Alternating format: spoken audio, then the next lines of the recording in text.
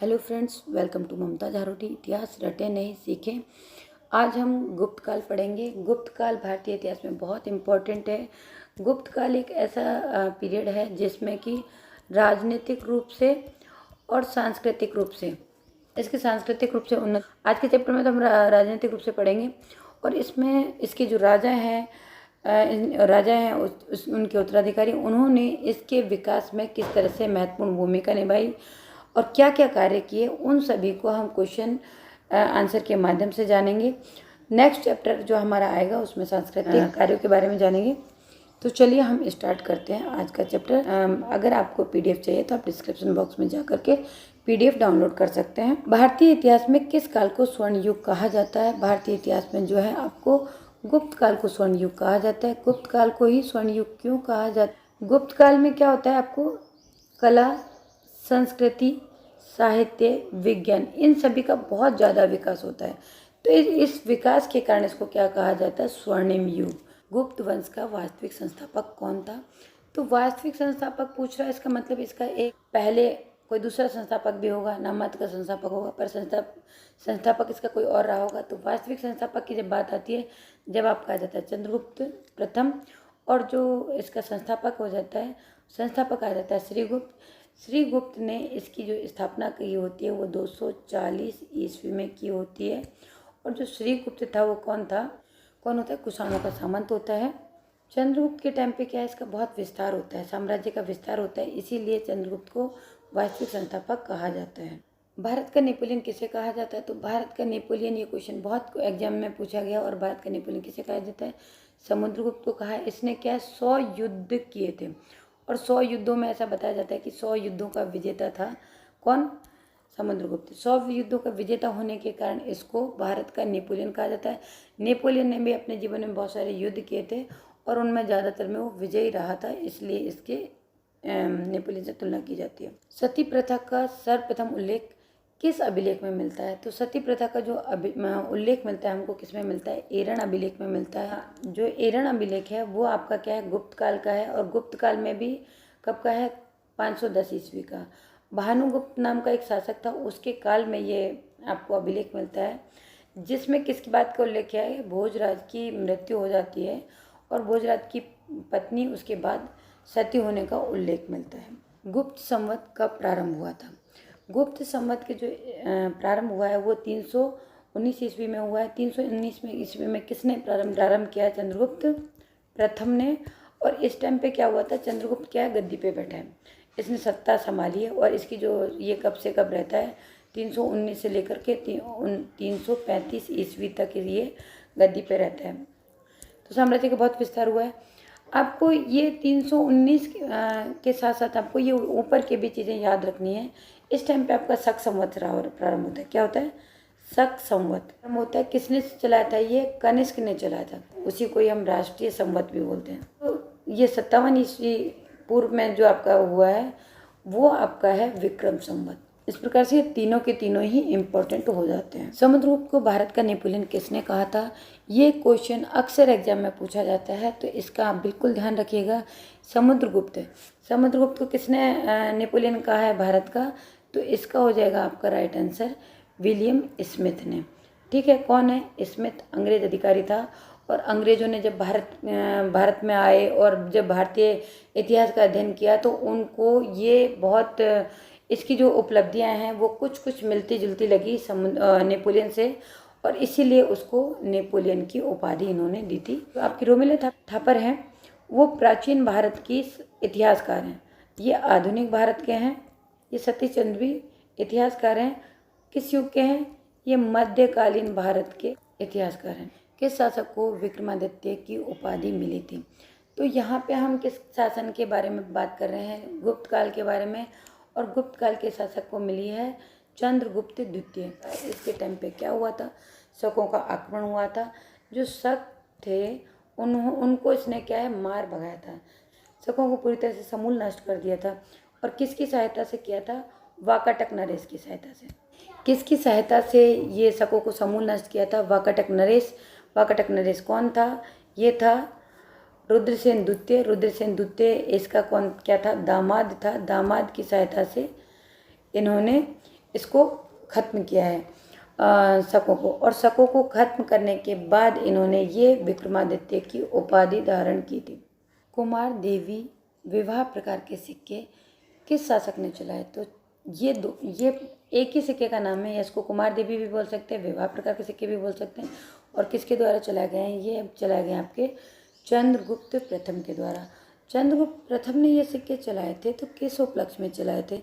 चंद्रगुप्त प्रथम जो था उसने क्या, वैशाली के लिच्छवी वंश की राजकुमारी थी, राजकुमारी का नाम क्या था? कुमार देवी। कुमार देवी से विवाह किया था और विवाह करने के पश्चात ये चलाए थे, तो इसीलिए इनको विवाह प्रकार के सिक्के भी कहा गया। विवाह के बाद चलाए गए, कुमार देवी से शादी किए, इसके कारण इनको कुमार देवी सिक्के कहा जाता है। इन सिक्कों को राजा रानी सिक्के भी कहा जाता है। क्या कहा जाता है? राजा रानी सिक्के। प्रयाग प्रशस्ति की रचना किसने की? ये क्वेश्चन बहुत इम्पोर्टेंट है प्रयाग प्रशस्ति से संबंधित। सबसे फर्स्ट तो आपको इसमें क्या ध्यान रखना है, रचना पूछ रहा है तो जो रचनाकार हो जाएगा आपको क्या हो जाएगा? हरिशय।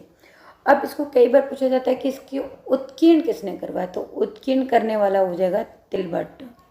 और जो ये बाणभट्ट है ये इस टाइम का रचनाकार नहीं है, हर्ष के टाइम का है, और हर्ष का दरबारी था। हर्षचरित इसने लिखी थी। किस चीज़ की रचना की थी? हर्षचरित की रचना की थी। ये इस क्वेश्चन से संबंधित हो गए। पर इस पे प्रयाग प्रशस्ति पे बहुत से क्वेश्चन पूछे जाते हैं, तो मैं सभी क्वेश्चंस को आपको एक के बाद एक क्लियर करवा देती हूँ। ये क्या है आपकी? ये पूरी की पूरी हुई प्रयाग प्रशस्ति। जो प्रयाग प्रशस्ति है, आपको सबको पता है कि प्रयाग प्रशस्ति में ऊपर ही ऊपर क्या है? पशुओं की मूर्तियाँ बनी हुई हैं। किसकी बनी हुई? पशुओं की मूर्ति। और ऊपर की जो 4 लेख हैं वो किसके संबंधित हैं? अशोक के बारे में लिखा गया है। जो प्रयाग प्रशस्ति है उसके बारे में अशोक के काल में भी कुछ चीज़ें लिखी गई हैं, और समुद्रगुप्त के बारे में इसको प्रयाग प्रशस्ति कहा जाता है। मतलब समुद्रगुप्त की विजयों का उल्लेख मिला है इसमें, उसकी प्रशंसा की गई है, तो वो जो उनकी प्रशंसा की उसी को ही क्या कहा जाता है? प्रयाग प्रशस्ति। और इसी लेख के में नीचे आपको किसका? बीरबल का लेख भी मिलता है। बीरबल का लेख मतलब अकबर के काल के बारे में मिला है। फिर इसी में और नीचे आप जाओगे तो किसके मिलता है आपको? जहांगीर के बारे में भी मिलता है, मतलब जहांगीर का लेख भी मिला है। अगर ये क्वेश्चन आपसे ऐसे पूछा जाता है कि प्रयाग प्रशस्ति से कौन कौन से शासक संबंधित हैं, तो इसमें सारे शासक अगर पूछा जाएगा, भाई अशोक है, समुद्रगुप्त है, बीरबल है, जहांगीर, अकबर है, तो सारे के सारे चारों के चारों शासक आ जाएंगे। तो इसलिए बहुत इंपॉर्टेंट हो जाता है। आपको किसी भी तरह से क्वेश्चन पूछा जाए आप इसको कभी भी स्किप नहीं कीजिएगा, और मेरे ख्याल से आपको समझ में आ गया होगा। गुप्त काल में किस शासक ने सर्वप्रथम चांदी के व्याघ्र प्रकार के सिक्के चलाए थे? व्याघ्र प्रकार के सिक्के किसने चलाए थे? तो इसमें जो आपका राइट आंसर हो जाएगा वो हो जाएगा चंद्रगुप्त द्वितीय। किस शासक के काल में लोग अपने घरों में ताले नहीं लगाते थे? किसके बारे में? चंद्रगुप्त द्वितीय के बारे में। परंतु ये किसने कहा था? अगर कैसे ऐसे भी क्वेश्चन आ जाएगा, तो ये क्वेश्चन अगर ऐसे पूछा जाता है किसने कहा था, तो ये है फाहियान। फाहियान एक चीनी यात्री था। तो चीनी यात्री जो फाहियान था उसने इस तरह के स्टेटमेंट दिया था। उसने कहा था कि जो मध्य देश है वहाँ के लोग इतने ईमानदार है। मध्य देश मतलब ये इनके बारे में गलत है, गुप्त काल के जो बारे में बता रहा है कि मध्य देश में ब्राह्मण लोग रहते हैं, और यहाँ पे लोग इतने सही हैं कि कोई चोरी उचक्की नहीं होती है, और किसी को भी अपने घर में ताले लगाने की भी जरूरत नहीं पड़ती है। निम्न में से कौन चंद्रगुप्त द्वितीय के नवरत्न विद्वानों में से नहीं था? अमर सिंह उसके नवरत्नों में से एक था, वराहमिहिर था, धन्वंतरि था, कालिदास था, वरुचि था, घटपर्ण, शंकु था, बेताल भट्ट था, छपनाक था। तो इनमें कौन नहीं आया? आर्यभट्ट नहीं आया। आर्यभट्ट उस टाइम का बहुत फेमस विद्वान है, फिर भी इसके बारे में नहीं आया। और आर्यभट्ट ने मतलब खगोल से संबंधित बहुत सारी रचनाएं की थी। बेताल भट्ट ने भी बहुत सारी कहानियाँ लिखी हैं, उनकी कहानियाँ तो आज भी प्रचलित हैं। कालिदास के नाटक सभी बहुत अच्छे हैं, जैसा विज्ञान शाकुंतलम में। गुप्त शासकों में सबसे ज़्यादा अभिलेख लिखवाने वाला शासक निम्न में से कौन था? तो इसका जो राइट आंसर है वो आपका हो जाएगा कुमारगुप्त। कुमारगुप्त ने अपने सिक्कों पर गरुड़ के स्थान पर, मतलब ऐसे हमने देखते कि जो गुप्त हैं, गुप्तों का जो राज मुद्रा है उस पर भी गरुड़ का चिन्ह मिलता है। तो गरुड़ के स्थान पर इसने किसका अंकन करवाया? मयूर का अंकन करवाया। मतलब गरुड़ भी चल रहा है और मयूर भी करवाया। तो इसका मतलब ये गरुड़ जो है वो वैष्णव धर्म का संपादक का प्रतीक है, तो और मयूर जो है वो शैव धर्म का प्रतीक है। तो ये दोनों धर्मों को अपना के चल रहा था। चीनी यात्री फाहियान किसके काल में भारत आया था, इसका भी जिक्र हो चुका है। किसके काल में भारत आया था? चंद्रगुप्त द्वितीय के बारे में आया था, पर फिर भी हम जान लेते हैं इसके बारे में थोड़ा और। जो चीनी यात्री आया था भारत, उसकी जो बुक है उसका नाम है आपकी फो को की। कई बार पूछ लिया जाता है उसके ग्रंथ का नाम क्या है, और इसकी किताब से भारतीय सामाजिक जीवन के बारे में हमको पता चलता है, जानकारी मिलती है। साथ ही एक इम्पॉर्टेंट बात है कि ये अपनी बुक में कहीं भी चंद्रगुप्त द्वितीय का उल्लेख नहीं करता है, जबकि गुप्त साम्राज्य के बारे में भी, उसकी राजधानी के बारे में डायरेक्ट नहीं बोलता है। और क्या बोलता है कि मध्य देश के बारे में जिक्र करता है और चंद्रगुप्त द्वितीय के बारे में बताता है, पर कभी भी उसका उल्लेख नहीं करता। और ये बोलता है कि भाई इतना समृद्ध जगह है ये, कि लोगों को घरों में ताले लगाने की जरूरत नहीं पड़ती है, लोग एक दूसरे पे बहुत ट्रस्ट करते हैं, चारों ओर समृद्धि है। गुप्त वंश का अंतिम प्रतापी शासक किसे माना जाता है? तो गुप्त वंश का अंतिम प्रतापी शासक हो जाएगा स्कंदगुप्त। इसको क्यों प्रतापी शासक माना जाता है? वैसे तो और भी बहुत मतलब जैसे कुमारगुप्त है, उसका भी काम अच्छा रहा है। स्कंदगुप्त को अंतिम क्यों माना जाता है? क्योंकि इसके टाइम पे क्या हूणों का आक्रमण हुआ था, और हूणों के आक्रमण होने के टाइम पे इसने हूणों को बुरी तरह से भारत से पराजित करके खदेड़ दिया था। देखो, आपको यहाँ ध्यान देने की जरूरत है कि चंद्रगुप्त द्वितीय के टाइम पे आया था कौन? शक। और इसके टाइम पे आए हैं कौन? हूण। इसने हूणों को पराजित किया, और इसने हूणों को पराजित किया, साथ ही इसने एक और काम किया था, सुदर्शन झील का पुनर्निर्माण किया। सुदर्शन झील से भी संबंधित कई लोग हैं, उनके बारे में आपको पता होना चाहिए। और एक थर्ड इम्पोर्टेंट काम इसका था क्या? राजधानी इसने क्या बना दी थी? अयोध्या बना दी। इससे पहले पाटलिपुत्र थी। नालंदा बौद्ध विहार की स्थापना किस शासक के काल में हुई? कुमारगुप्त के काल में नालंदा बौद्ध विहार की स्थापना हुई है। बौद्ध धर्म की महायान शाखा का इसको ऑक्सफोर्ड यूनिवर्सिटी कहा जाता है। किसको? नालंदा बौद्ध विहार को। किस शासक के काल में सिक्कों में सबसे ज़्यादा मिलावट देखने को मिलती है? स्कंदगुप्त के टाइम पे क्या आए थे? हूण आए थे। ठीक है, तो हूण आए थे ना, तो हूणों के आक्रमण से अपने आप की रक्षा करने, राज्य की रक्षा करने में बहुत ज़्यादा इसकी आर्थिक स्थिति खराब हो गई थी। आर्थिक स्थिति खराब हो गई थी, तो इसलिए इसको अपनी आर्थिक स्थिति को बचाए रखने के लिए सिक्कों में क्या करनी पड़ी थी? मिलावट करनी पड़ी। निम्न में से किस साहित्यिक स्रोत में रामगुप्त का उल्लेख नहीं मिलता है? जो अच्छे साहित्यिक स्रोत है उनमें इसका नाम नहीं मिलता है। क्यों नहीं मिलता है? क्योंकि गुप्त की जो वंशावली है, जैसे इसमें है वलसाड गुप्त की वंशावली है, इसमें इसका उल्लेख नहीं मिलता है। और ये होता है ना कि कोई भी राजवंश अपने टाइम के, अपने राजवंश के अच्छे राजाओं का नाम बढ़ा चढ़ा के उल्लेख करते हैं, और जो घटिया शासक होते हैं उनके बारे में नहीं लिखता है। तो हो सकता है इस वजह से इसका नाम उल्लेखित नहीं होता है। बाकी इसमें विशाखादत्त की देवी चंद्रगुप्त में इसका उल्लेख मिलता है, बाणभट्ट के हरचरित में मिलता है, राजशेखर के काव्य मीमांसा में इसका उल्लेख मिलता है। काल के फेमस शासकों के बारे में चंद्रगुप्त फर्स्ट है, जो इसका क्या है? संस्थापक है। समुद्रगुप्त है। गुप्त काल के प्रसिद्ध शासक कौन कौन हुए हैं आपके?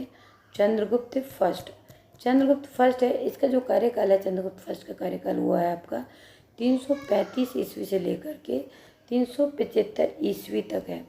अब इस टाइम पे इसका काल है, और यही इसका क्या है? वास्तविक संस्थापक है इसका गुप्त काल का जो दूसरा फेमस शासक है वो कौन है आपका? समुद्रगुप्त।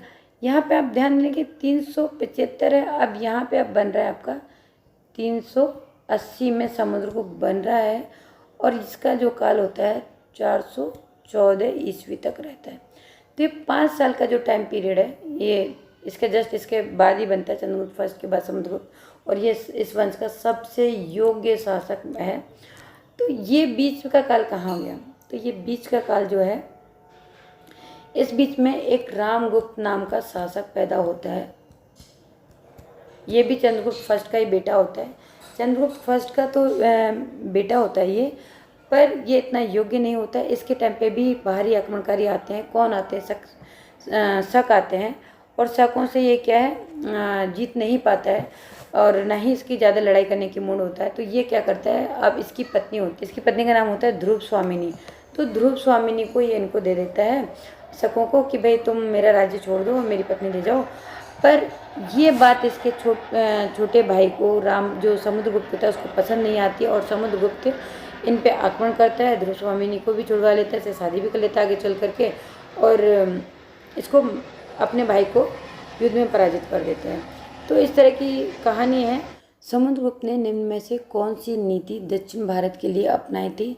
तो यहाँ पे आपको ध्यान देने योग्य बात है कि उसने क्या है, पूरे भारत पे विजय प्राप्त करने हेतु कई नीतियाँ अपनाई थी। ये पूरा भारत है और इसमें जैसे मान लो यहाँ इसकी राजधानी है पाटलिपुत्र, तो इसने उत्तर के लिए अलग नीति अपनाई है, उत्तर के राज्यों के लिए, दक्षिण के राज्यों के लिए अलग नीति अपनाई है, और पूर्व के लिए अलग और पश्चिम के लिए अलग। ठीक है, तो अलग अलग तरह की नीति अपनाई है। तो इसने जो है सबसे फर्स्ट इसकी जो नीति है ग्रहण मोक्षानुसार। तो इसने नीति कहाँ के लिए अपनाई थी? दक्षिण भारत के राज्यों के लिए अपनाई थी कि उन पर आक्रमण किया, उनको जीता और फिर उसके बाद उनको मोक्ष दे दिया, और पर कर तो उनसे लेता रहा, ये वाली नीति। फिर नेक्स्ट है आत्मनिवेदन की नीति। जो आत्मनिवेदन की नीति है ये इसने किसके लिए अपनाई थी? पश्चिमी राज्यों के लिए। जो पश्चिमी शासक थे उनके लिए इसने कौन सी नीति अपनाई थी? आत्मनिवेदन की नीति अपनाई। प्रसवोद्धरण ये इसने कहाँ पे अपनाई थी? उत्तरी भारत में। उत्तरी भारत में अपनाई। इसका राज्य कहाँ था? ये उत्तरी भारत में ही इसका राज्य था। तो इस उत्तरी भारत में राज्य था, इसलिए इसने इनको क्या है, जीता और प्रत्यक्ष रूप से अधिकार में कर लिया। दक्षिण भारत के लिए इसने अप्रत्यक्ष नीति अपनाई थी। सर्व कर दानम इसने अपनाई है उत्तर पूर्वी राज्यों के लिए। मतलब उत्तर पूर्वी राज्यों के लिए इसने कौन सी नीति अपनाई है? सर्व कर दानम। मतलब आप जब भी आओगे वो क्या करोगे? दान दोगे। और कई और चीज़ें भी इसने अपनाई थी। इस तरह से उसने अपने साम्राज्य को बहुत विस्तार किया था। निम्न में से किसके सिक्के संगीत के प्रति उनका प्रेम दर्शाते हैं? तो यहाँ पे आपका जो आंसर हो जाएगा वो आपका हो जाएगा गुप्त काल। गुप्त काल में कौन सा ऐसा शासक था? तो समुद्रगुप्त ऐसा शासक था जो क्या बजाता था? वीणा बजाता था। क्या बजाता था? वीणा बजाने के चक्कर में बहुत बहुत इसको प्रिय था वीणा बजाने का कार्य। इसीलिए इसके जो सिक्के हैं उन पे भी इसको वीणा बजाते हुए दिखाया गया है, और इसीलिए गुप्तों के सिक्कों को संगीत का प्रेमी दर्शाया गया है। फ्रेंड्स, आज का चैप्टर यहीं ख़त्म होता है। आगे हम गुप्तों से संबंधित दूसरा चैप्टर लेके आएंगे जिसमें उसकी कला, साहित्य, संस्कृति आदि के बारे में होगा। अगर आपको मेरा वीडियो पसंद आया तो लाइक, शेयर, सब्सक्राइब करें।